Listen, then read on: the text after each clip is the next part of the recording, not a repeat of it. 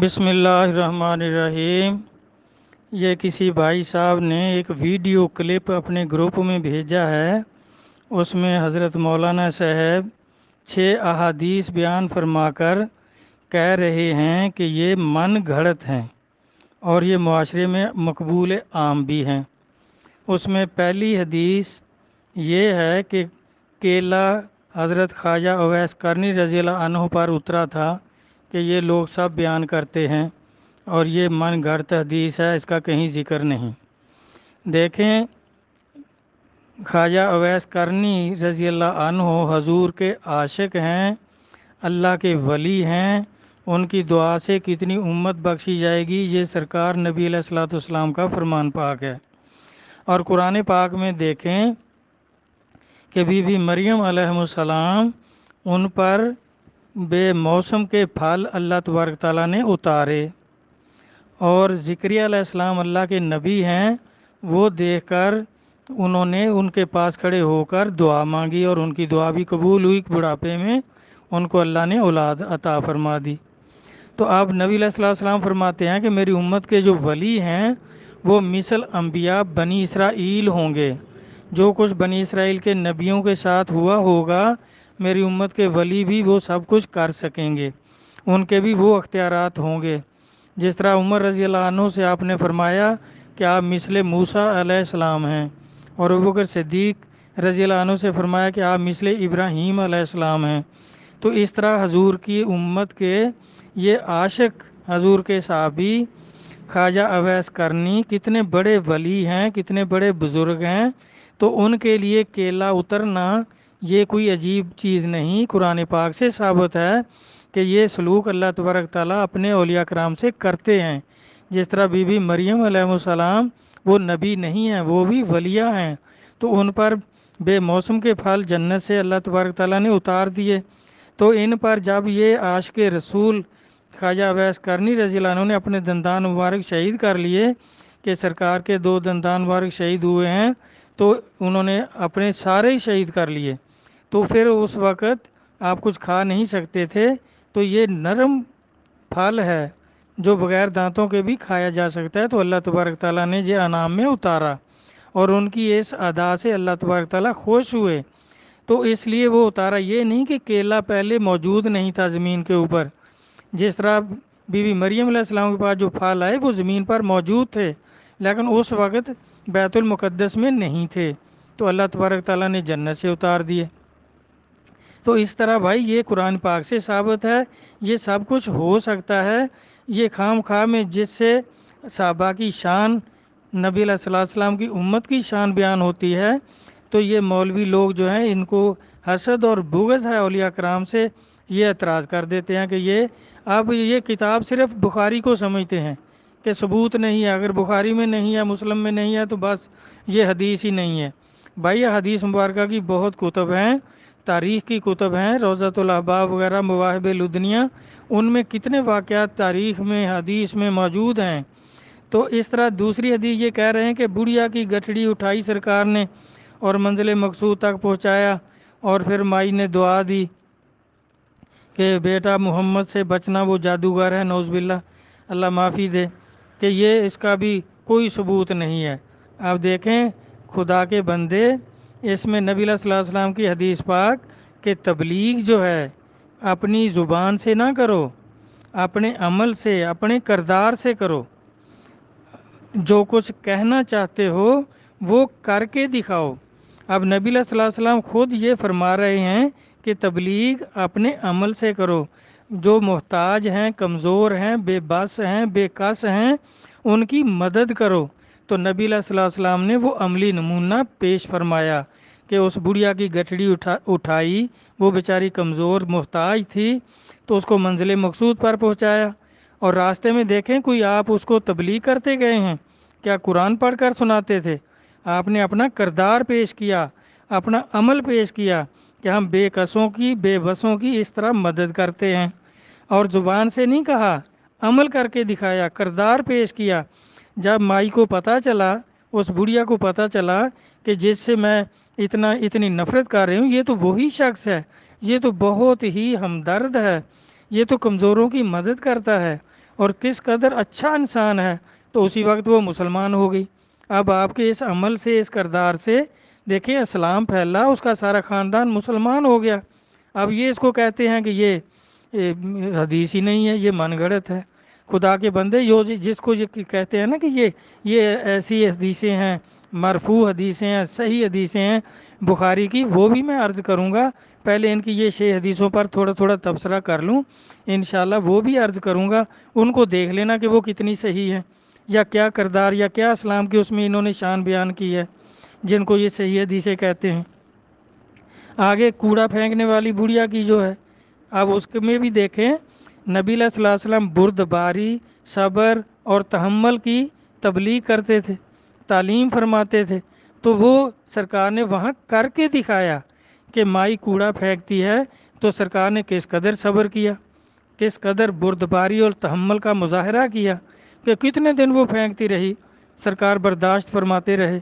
لیکن ایک دن اس نے نہیں پھینکا تو اس کے گھر میں چلے گئے پتہ کرنے کہ آج بڑھیا نے کیوں نہیں پھینکا۔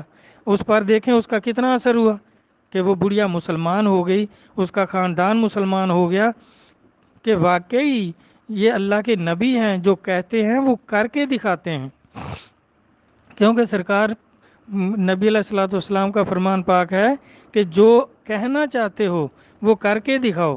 یہ نہیں کہ مولویوں کی طرح کہتے رہو، تقریریں کرتے رہو، عمل کچھ، زبان پر کچھ، جو کہتے ہیں وہ کرتے نہیں۔ تو اس طرح یہ بھائی نبی علیہ الصلوۃ والسلام کی عین احادیث کے مطابق ہیں، آپ کے عمل اور کردار کے مطابق ہیں، یہ بالکل صحیح احادیث مبارکہ ہیں، چاہے یہ بخاری مسلم میں نہ ہوں، چاہے اور کسی ان کی جو سوا ستہ ہے اس میں نہ ہوں، تو یہ بالکل صحیح حدیث ہیں، کیونکہ سرکار کے عمل کردار سے ثابت ہیں، اور اسی کی آپ تبلیغ بھی فرماتے تھے۔ اور آگے جو ہے چوتھی حدیث کہہ رہے ہیں کہ بلال حبشی رضی اللہ عنہ نے اذان نہ دی تو سورج نہ نکلا۔ آپ دیکھیں حضرت علی علیہ السلام کی عصر کی نماز قضا ہو گئی تو نبی علیہ الصلوۃ والسلام نے سورج کو واپس نہیں بلایا۔ یہ بھی ان کی کتابوں میں موجود ہے، یہ سوا ستہ کی حدیث کی کتابوں میں موجود ہیں، دیکھ لیں پڑھ کر کہ ان کی نماز قضا ہو گئی تو نبی علیہ الصلوۃ والسلام نے سورج کو واپس فرمایا کہ ایک صحابی، بزرگ صحابی کی نماز کے لیے واپس بلا لیا۔ تو حضرت بلال رضی اللہ عنہ کو بھی سرکار نے مقرر فرمایا ہوا تھا کہ اذان دیا کرو، اور جب اذان اتری ہے تو اس ٹائم بھی یہ فرمایا تھا کہ بلال کی آواز بلند ہے، ان کو یہ جملے جو ہیں اذان کے یاد کرا دو تو وہ اذان دیا کریں نماز سے پہلے۔ تو لوگوں نے جب اعتراض کیا تھا کچھ نے کہ یہ ان کا یہ شین نہیں پڑھ سکتے، اصحادو کہتے ہیں، تو ان کو ہٹا دو، کسی اور کو مقرر کر دو۔ اب سرکار کا مقرر کیا ہوا جب پسند نہیں آیا تو پھر ان کی اذان نہ ہونے سے سورج نہیں نکلا۔ جس طرح سورج واپس ہو گیا تھا، ڈوبا ہوا واپس آ گیا تھا، اسی طرح اس نے انتظار کیا کہ سرکار کے فرمان کی اہمیت کیا ہے۔ ان لوگوں کو سرکار سے بغض ہے، سرکار کے صحابہ اولیاء کرام سے بغض ہے، تو یہ اپنے بغض کی وجہ سے کہتے ہیں کہ یہ حدیث نہیں ہے۔ اگر بخاری نے نہیں لکھی تو کیا حدیث نہیں ہے؟ بخاری نے جو چاند چڑھائے ہیں وہ بھی میں عرض کرتا ہوں، یہ پہلے ان کا تھوڑا تھوڑا کر لوں۔ اور پھر یہ کہتے ہیں کہ ان پہ تو لوگوں نے شاعری بھی کی ہے، یہ قوالوں کی کتابوں میں ہے اور صحیح کتابوں میں نہیں ہے۔ اور میرا بھائی یہ قوال جو ہیں یہ طریقت کے قوال ہیں، بزرگوں سے جو انہوں نے طریقت سنی وہ گا گا کر سنایا۔ اور یہ مولوی جو ہیں تو یہ شریعت کے قوال ہیں، یہ بھی تقریریں گاتے ہیں، اس میں شعر پڑھتے ہیں، گا گا کر بیان کرتے ہیں، یہ شریعت کے قوال ہیں اور وہ طریقت کے قوال ہیں۔ نتیجہ دونوں کا عمل کردار سب ایک ہی ہے کہ ان کا بھی مقصد پیسے لینا ہے، قوالی سناتے ہیں پیسے لیتے ہیں، مولوی بھی تقریر گاتے ہیں پیسے لیتے ہیں، نہ عمل یہ کرتے ہیں، نہ مولوی لوگ عمل کرتے ہیں، نہ قوال جو کہہ رہے ہوتے اس پر عمل کرتے ہیں۔ دونوں ہی قوال ہیں، یہ شریعت کے قوال ہیں، وہ طریقت کے قوال ہیں۔ میرا بھائی عمل دونوں نہیں کرتے، نہیں تو ان کے کردار اعمال دیکھ لیں۔ آگے کہتے ہیں کہ جی فتح نہیں ہو رہی تھی تو مسواک شروع کر دی، کفار نے سمجھا کہ انہوں نے تو درخت لیے ہوئے ہیں منہ میں، یہ آج دانت صاف کر کے ہمیں کھا جائیں گے۔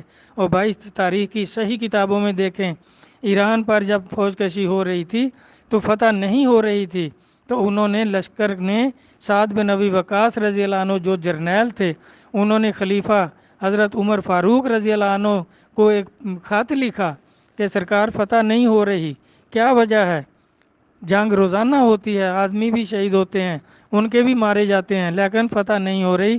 تو حضرت عمر رضی اللہ عنہ نے واپسی میں خط لکھا کہ آپ نے کوئی سنت ترک کی ہوئی ہوگی جس لیے فتح نہیں ہو رہی، غور کریں۔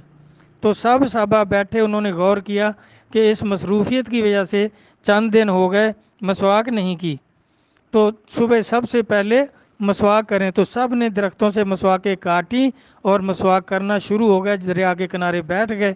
تو کفار نے دیکھا تو انہوں نے کہا دیو آمدن دیو آمدن، یعنی اس سنت کا اتنا روب بیٹھا کافروں پر کہ وہ میدان چھوڑ کر بھاگ گئے اور ایران فتح ہو گیا۔ اب سنت کی فضیلت یہ ان کو نظر نہیں آتی، اور خلیفہ جن کو سرکار فرما رہے ہیں کہ آپ مثل موسیٰ علیہ السلام ہیں، ان کے فرمان کی اصلیت حیثیت محسوس نہیں ہوتی، ان کی مخالفت کرتے ہیں۔ یہ اولیاء کرام کی مخالفت، بزرگ صحابہ کی مخالفت، سرکار کی سنت کی مخالفت کر کے یہ کہتے ہیں اس کا کہیں وجود نہیں ہے۔ ارے خدا کے بندو، غور فرماؤ، وہ حکم دینے والے حضرت عمر رضی اللہ عنہ ہیں، اور اس پر غور کرنے والے حضور کے معتبر صحابہ، حضور کے ماموں ہیں سعد بن ابی وقاص۔ تو اس طرح ان کو تو بابا کچھ بھی نظر نہیں آتا، بس ان کو یہ ہے کہ ہماری مشہوری ہو جائے، تو حدیثوں کی، صحیح حدیثوں کی مخالفت کرتے ہیں۔ تو اس طرح آپ دیکھیں، اور یہ اس میں حدیث کی، سنت کی فضیلت، صحابہ کرام کے فرمان اور کردار کی فضیلت، نبی علیہ الصلوۃ والسلام کے فرمان کی فضیلت، اس میں اسلام کی شان ہے، احادیث مبارکہ کی شان ہے، صحابہ کرام کی شان ہے۔ جو ان کو اچھا نہیں لگتا، یہ اس کی مخالفت میں ایسی کہتے ہیں کہ یہ من گھڑت حدیثیں ہیں۔ تو آگے دیکھ لیں، یہ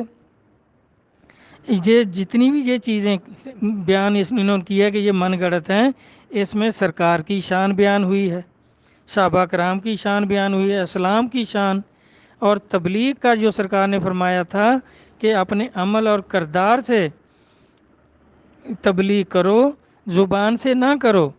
تو اس طرح یہ سب چیزیں ان 6 احادیث میں یہ ظاہر ہوتی تھی، سرکار کا عملی نمونہ اس میں تھا، اور صحابہ کرام کا عملی نمونہ تھا کہ کس قدر وہ سنت کو اہمیت دیتے تھے۔ اب دیکھیں اس طرح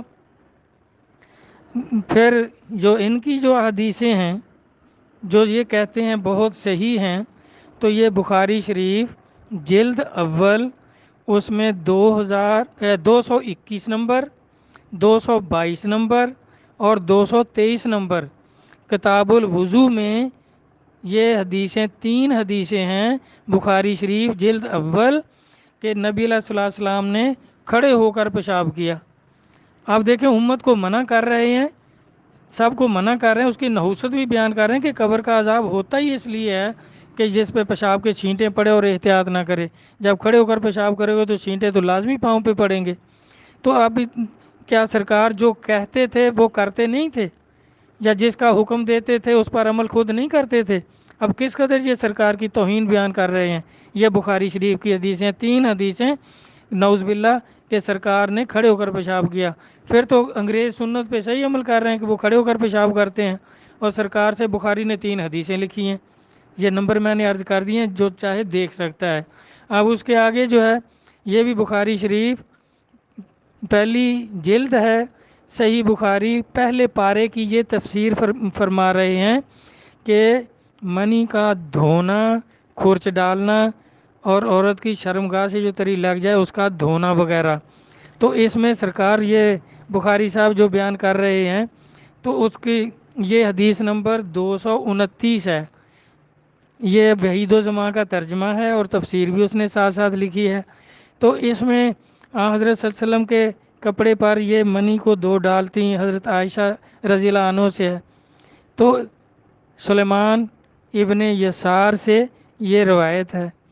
پھر آپ نماز کے لیے نکلتے اور پانی کے دھبے آپ کے کپڑوں پر ہوتے۔ اس کی تشریح میں یہ لکھتے ہیں کہ امام بخاری نے کتاب الغسل کے آخر میں بیان کیا حضرت عثمان سے اور اس باب کی حدیثوں سے اس کو اس طرح نکالا کہ جو منی کپڑے میں لگتی ہے اس میں غالباً عورت کی بھی رطوبت شامل ہوتی ہے، اور ان کے شیخ موفق نے کہا عورت کے فرج کی بھی رطوبت جو ہے یہ پاک ہے۔ اب اس کو دیکھ لیں، یہ صحیح حدیث ہے، یہ بخاری میں موجود ہے۔ اب کتنی صحیح ہے یہ سب لوگ اس کو دیکھتے ہیں، جانتے ہیں۔ اب دوسری حدیث، یہ حدیث نمبر 234 ہے، یہ بھی بخاری وضو کے باب میں۔ تو اس میں یہ لکھتے ہیں کہ یہ روایت ہے، یہ بھی انہی سے سلمان بن یسار سے روایت ہے کہ اس میں اونٹوں اور چوپایوں اور بکریوں کے پیشاب کا بیان ہے، اور بکریوں کے باڑے یعنی تھانوں کا۔ ابو موسیٰ اشعری دارالبرید میں جہاں گوبر تھا نماز پڑھی، حالانکہ صاف ستھرا جنگل ان کے نزدیک تھا۔ انہوں نے کہا یہ اور وہ دونوں برابر ہیں۔ یہ حدیث نمبر 233 ہے، 233 نمبر ہے، پہلے 234 کا وہ اگلی حدیث ہے، اس کا نہیں، یہ 233 نمبر حدیث ہے۔ تو اب اس کی تشریح میں لکھتے ہیں کہ چونکہ لید اور گوبر نجس نہیں ہے تو یہ مقام اور جنگل کا صاف میدان دونوں برابر ہیں۔ امام بخاری کا یہی مذہب ہے کہ حلال جانور کی لید اور پیشاب دونوں پاک ہیں۔ امام احمد اور امام مالک کا بھی یہی قول ہے۔ تو اس طرح بھائی یہ دیکھ لیں، اب یہ صحیح حدیث ہے، آپ گوبر پہ نمازیں پڑھیں، اس کو یہ کہہ رہے ہیں یہ صحیح ہے، جبکہ صاف جگہ بھی ہو۔ یہ کتنا گند بیان کر رہے ہیں، حالانکہ اس میں اسلام کی کیا شان بیان ہو رہی ہے۔ کفار اس کو پڑھیں گے تو سمجھیں گے کہ مسلمانوں کا اسلام جو ہے یہ کتنا گندا دین ہے کہ گندی جگہ بھی ان کی نماز ہوتی ہے، جبکہ صاف ستھری جگہ صاف موجود ہو، سامنے موجود ہو، اس کو چھوڑ دیتے ہیں۔ تو اس طرح اور کتنی حدیث ان کی ایسی ہیں۔ اب آگے ہے 504 نمبر حدیث، یہ نماز کے وقت جو ہیں مواقیت الصلاۃ، اس میں 504 نمبر حدیث ہے کہ یہ عبداللہ بن مسعود سے ایک شخص نے ایک انصاری عورت کا بوسہ لے لیا، پھر وہ حضرت صلی اللہ علیہ وسلم کے پاس آیا اور آپ سے اپنا قصور بیان کیا۔ اس وقت اللہ تعالیٰ نے یہ ایت اتاری کہ اے پیغمبر، دن کے دونوں کناروں میں رات کے وقتوں میں نماز پڑھا کر، بے شک نیکیاں برائیوں کو میٹ دیتی ہیں۔ وہ شخص کہنے لگا یا رسول اللہ صلی اللہ علیہ وسلم، یہ حکم خالص میرے لیے ہے؟ آپ نے فرمایا نہیں، میری ساری امت کے لیے ہے۔ اب غور کریں کہ ایک غیر محرم عورت کے بوسے لے لیے، اس کو بازار میں پکڑا، سینے سے لگایا، اس کے بوسے لیے، پھر وہ صحابی شرمندہ ہوا، نادم ہوا، اس کا ضمیر جاگ گیا، تو جا کر نبی صلی اللہ علیہ وسلم سے عرض کی تو آپ نے فرمایا کہ کوئی بات نہیں، آپ نماز پڑھتے ہیں؟ اس نے کہا جی بالکل نماز پڑھتا ہوں۔ تو یہ عورت کے جو بوسے لیے ہیں یہ گناہ مٹ جاتا ہے اس سے۔ یہ بخاری کی 504 نمبر حدیث ہے، غیر محرم عورت کے بازار میں بوسے لینا جائز، اور پھر ساری امت کے لیے۔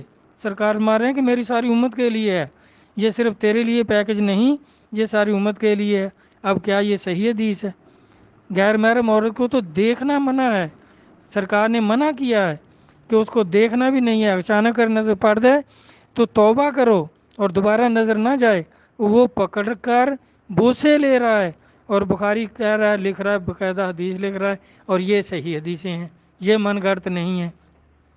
اس سے کیا اسلام کی شان بیان ہوتی ہے، کیا سرکار کی شان بیان ہو رہی ہے، کیا صحابہ کی شان بیان ہو رہی ہے؟ کیا یہ صحابہ اس طرح کے کام کرتے تھے؟ اور بھی کتنی ایسی حدیثیں ہیں، ایک عورت کی تلاشی لے رہے ہیں صحابہ کہ وہ ہار گم ہو گیا تھا اس کا، تو اس کی شرمگاہ کی بھی تلاشی لی۔ ارے یہ ان کو یہ کہتے ہیں یہ بخاری نے لکھی ہیں، یہ صحیح حدیثیں ہیں، لا حول ولا قوت الا باللہ العلی العظیم۔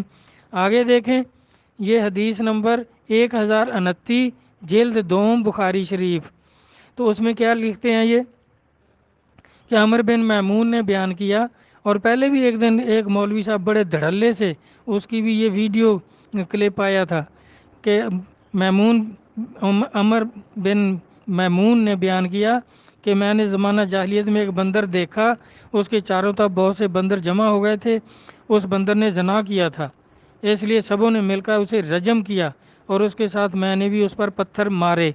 آپ دیکھیں بندروں پہ جو زنا ایکٹ لگتا ہے، بندروں کے نکاح ہوتے ہیں، اب یہ بخاری کی حدیث ہے اس لیے یہ صحیح ہے۔